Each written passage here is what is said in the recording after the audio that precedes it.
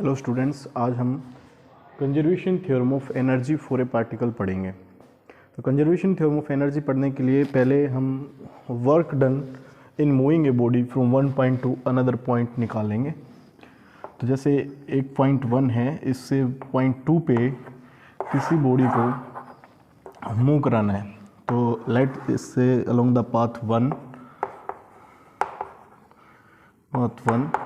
a body is moving by applying a force F on the body at any instant the force is acting along this direction. तो क्या होगा, by action of the force the particle moves from point 1 to point 2, then the work done for this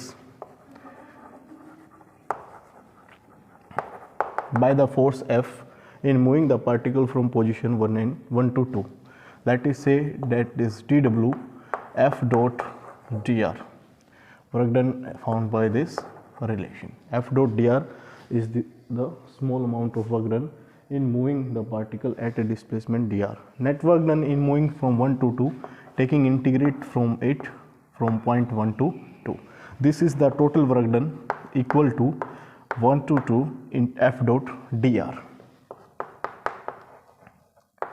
force dot product with displacement. Now using second law of Newton,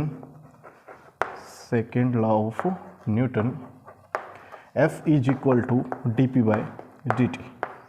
Using this value it becomes work done is equal to 1 to 2, F की value होगी that is dp by dt dot dr. कुछ नहीं किया, बस force की value को यहाँ पे पुट किया है। अब इस dr बाई dt को dt से मल्टीप्लाई कर लो, dt से डिवाइड कर लो, it becomes velocity, dr by dt equal to velocity of the particle.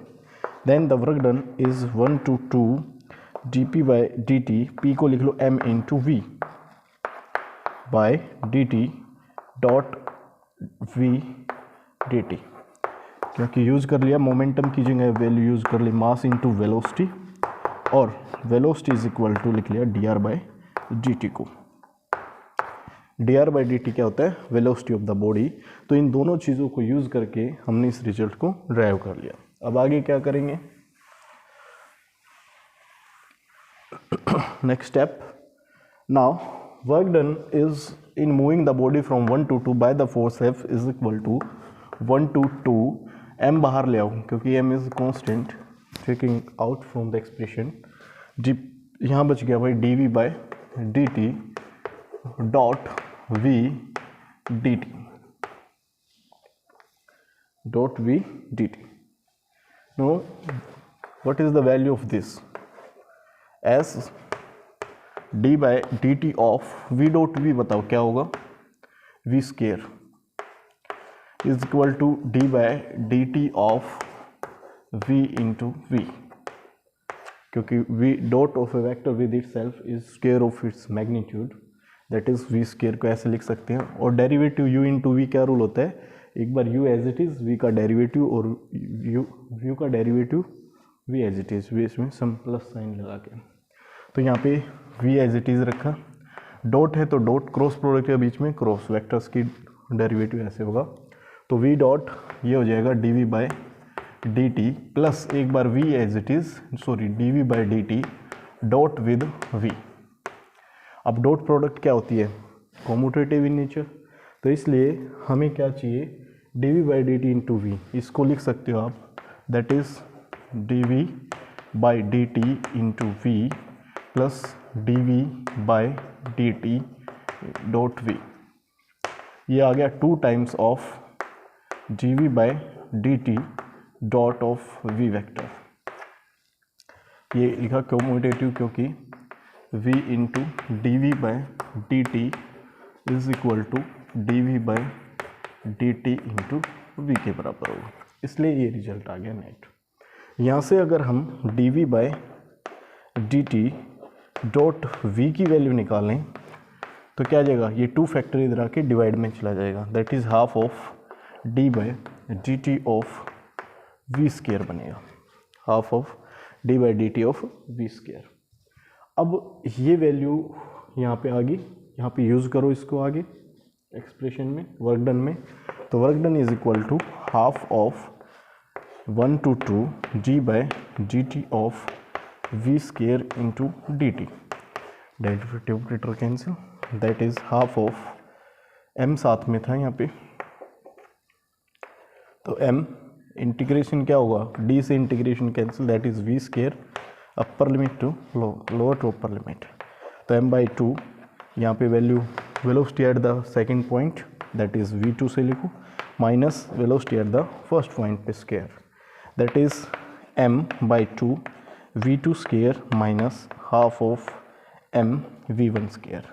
ये क्या है, kinetic energy of the particle, kinetic energy of the particle is half m v square. तो ये जो work done in moving the particle from one position to another position by the action of force is change in kinetic energy, final kinetic energy minus initial kinetic energy के बराबर आ गया। तो work done in moving the body from one position to another position is half f dot d r is equals to क्या आ गया भाई, half m v two square minus half m v one square, that is kinetic energy of the particle at second position minus kinetic energy of the particle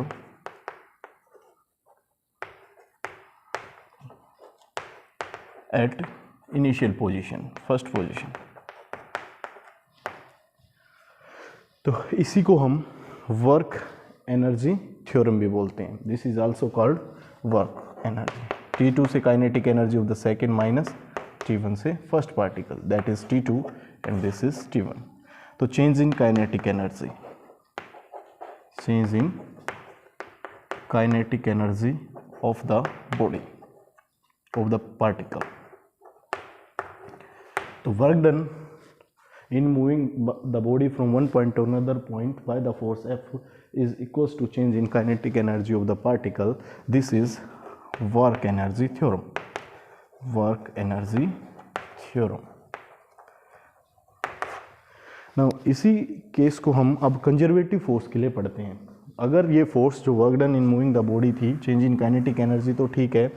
अगर हम इसको देखें कि अगर ये फोर्स कैसी हो जाए, कंजर्वेटिव फोर्स हो जाए, तो कंजर्वेटिव फोर्स के लिए आपने क्या पढ़ रखा है, from one point to another point by path one के लिए by the force F work done is W1।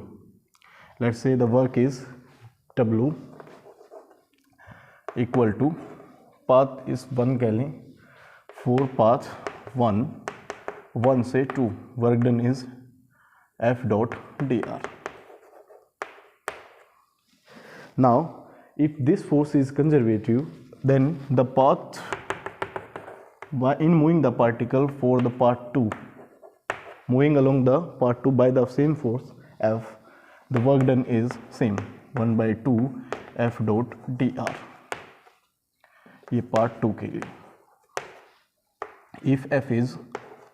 if force is conservative in nature, conservative in nature, अगर फोर्स कंजर्वेटिव इन नेचर है तो work done in moving the particle from one position to another position is independent of path, या for first path work done in moving one to two position, path one के लिए part two के लिए क्या होगा, work done same होगा। अगर work done same होगा तो इसको इधर ले आओ, 1 to 2 F dot d are for path 1 minus F1 to 2 F dot dr for path 2, this will be क्या होगा, 0। तो ये अनदर डेफिनेशन है, इन moving the body from path 1 to 2 is minus 1 to 2 F dot d are क्या आ गया, 0। इसमें limit change कर लो, 1 to 2 F dot d are for path 1 plus करेंगे तो लिमिट चेंज हो जाएंगे, 2 से क्या हो जाएगी limit 1, a to b limit b to a हो जाएगी, माइनस साइन खत्म हो जाएगा। एफ डॉट डी आर ये पार्ट 2 के लिए। अब देखो 1 से 2 गया और 2 से वापस 1 आ गया, तो इसके लिए क्या हो गया, दैट इज क्लोज पाथ। तो नेट वर्क डन क्या हो गया और 0। तो जो net work done in moving the body by the force is 0, then F is क्या होगी, कंजर्वेटिव। तो here the force is conservative, so work done in moving the body in the closed path is 0. Work done by the force in moving the body in the closed path is 0. तो आप ऐसे भी लिख सकते हो close path को, यहाँ पे सर्कल शो कर दो 1 to 2 क्लोज पाथ के लिए। नेट जो वर्क डन होगा वो F डॉट डी आर है, वो आ जाए इक्वल टू 0। तो this is force is conservative force. तो यूजिंग स्टोक्स लॉ हम पहले भी पढ़ चुके हैं एंड एनर्जी कराई थी कंजर्वेटिव फोर्स वाले लेक्चर में। यूजिंग स्टोक्स लॉ ये बोलता है कि जो लाइन इंटीग्रल है F dot d r over a line, ये सरफेस इंटीग्रल में आप चेंज कर सकते हो using curl of F dot n d s. तो यहाँ से अगर ये 0 है तो ये टर्म भी क्या होगी 0, और कर्ल ऑफ F आ गया आपका 0। तो कर्ल ऑफ ए वेक्टर अगर 0 है तो that vector is conservative. Electric field के लिए तो कंजर्वेटिव इलेक्ट्रिक फील्ड हो जाएगा, फोर्स है तो फोर्स फील्ड कंजर्वेटिव होगा। तो फॉर एक कंजर्वेटिव फील्ड भी बोल सकते हो। और कंजर्वेटिव अगर नेचर में जो कर्ल होता है वो किसी के ग्रेडियंट का कर्ल हमेशा क्या होता है 0 के इक्वल होता है। कर्ल अगर 0 है तो curl of A gradient of a scalar function is always 0। तो यहाँ पे फोर्स भी किसी स्केलर का ग्रेडियंट होगा। तो फोर्स ग्रेडियंट होता है एनर्जी का, F is gradient of energy. तो force can be written as gradient of energy, that is grad V। तो फोर्स को हम यूज करेंगे that is gradient minus grad of V।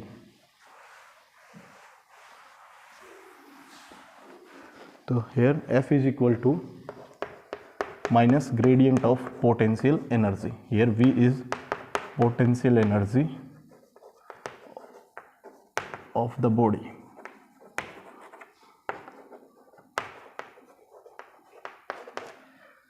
Now work done for this conservative force is from 1 to 2 F dot dr। अगर force conservative है तो F को क्या लिख सकते हैं, that is minus of gradient V, minus of gradient V dot d r,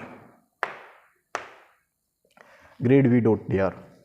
और gradient of a function dot d r वो टोटल डेरिवेटिव में कन्वर्ट हो जाता है, टोटल डेरिवेटिव ऑफ V हो जाएगा।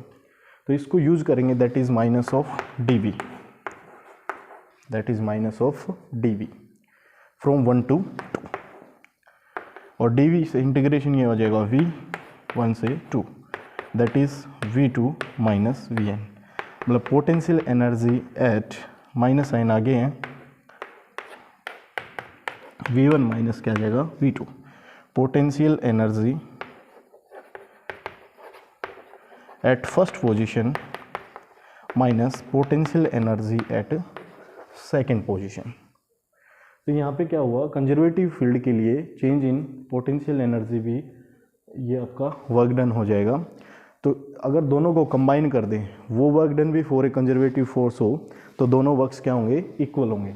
तो दोनों वर्क डन अगर इक्वल करेंगे फॉर ए कंजर्वेटिव फोर्स के लिए तो क्या आ जाएगा, ये वैल्यू आपकी हो जाएगी change in kinetic energy that is T2 minus T1 था फ्रॉम equation first, and here that work done is same work done is here that is V1 minus V2। यहाँ से आप क्या ऑब्जर्व करते हो, V1 plus T1 equal to V2 plus T2।